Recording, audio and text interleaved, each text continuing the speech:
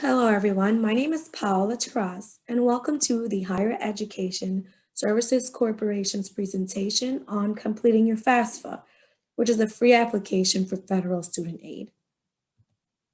So today we are going to help you get prepared for completing the FAFSA by focusing on what you need to create an FSA ID and walk you through the actual process of creating your very own FSA ID.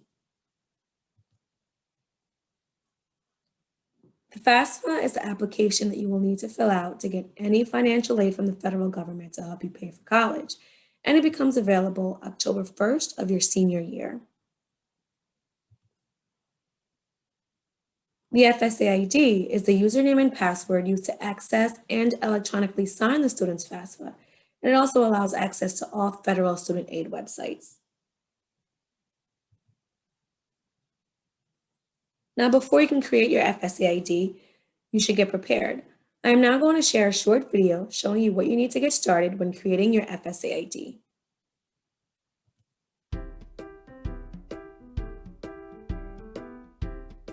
Before you can complete your FAFSA, you and a parent or guardian have to set up a FSA ID.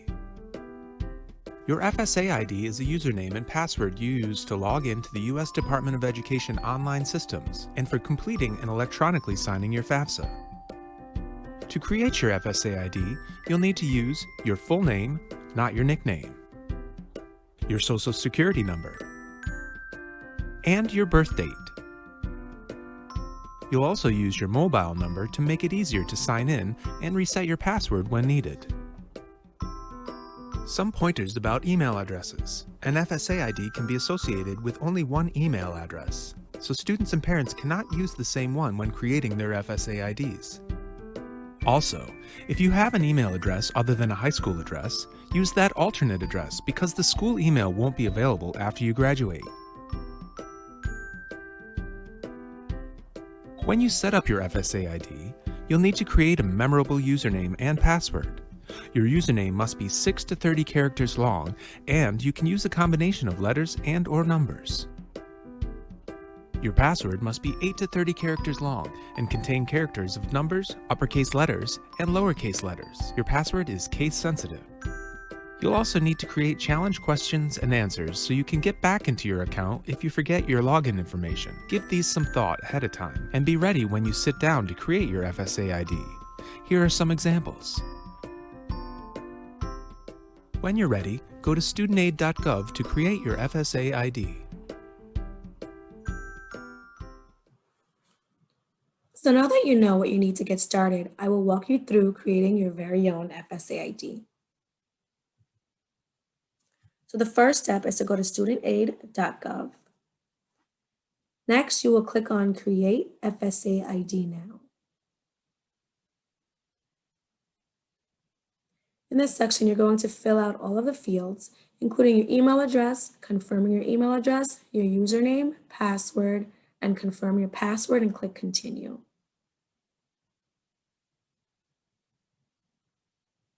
Now there are 4 sections in creating your FSA ID: the identity portion, profile, confirm and verify, and then you're done.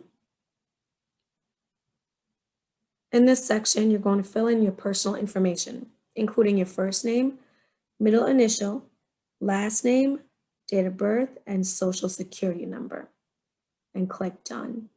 There are question marks next to each one to make sure that you understand which questions are being asked. This is the profile information section.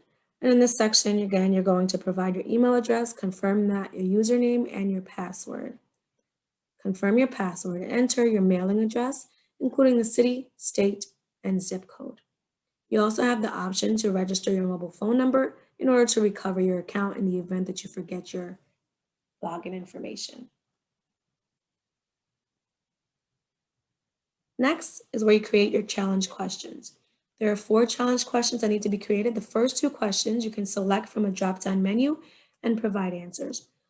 The last 2 questions, 3 and 4, you can create your own questions, or you can also use some of the previous ones from the questions 1 and 2, and then click Continue. Just remember to make them easy.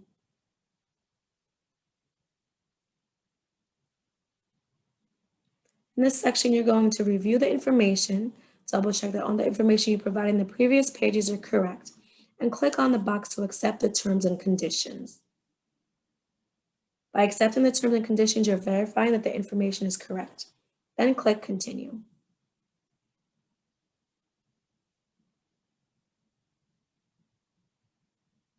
Now we're going to verify your mobile phone number. If you provided a mobile phone number, then you'll get a text with a secure code that you'll need to use to verify your mobile phone number. Check your phone and enter that secure code into this field and click Continue.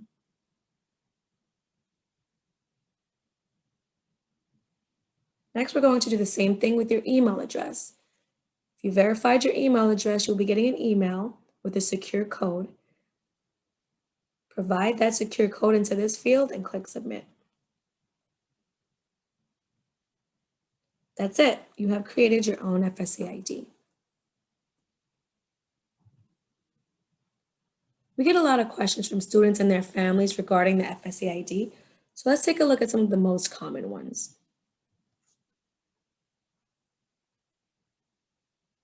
My parent does not have a social security number, but they have a tax filer ID number they use to file their income taxes. Can they use this number in place of the social security number to create an FSA ID? So you must have a social security number. When creating an FSA ID, the person's identity is verified by matching their information against their records at the Social Security Administration. So if a person does not have a social security number, then their identity cannot be verified and the FSA ID will not be valid. However, keep in mind that your parent can still help you complete the FAFSA without an FSA ID. They'll just have to sign the FAFSA using a paper signature instead of electronically.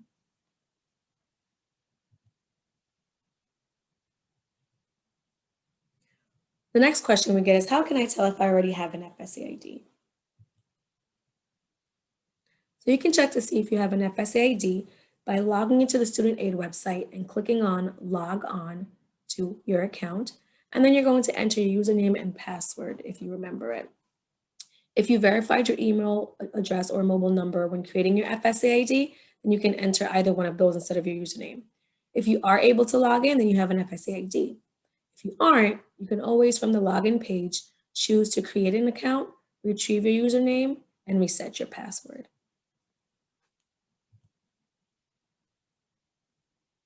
And finally, what if I forgot my username and password?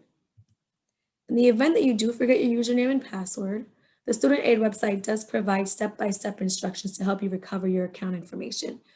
You'll just log onto the page and look for links that say forgot my username and forgot my password.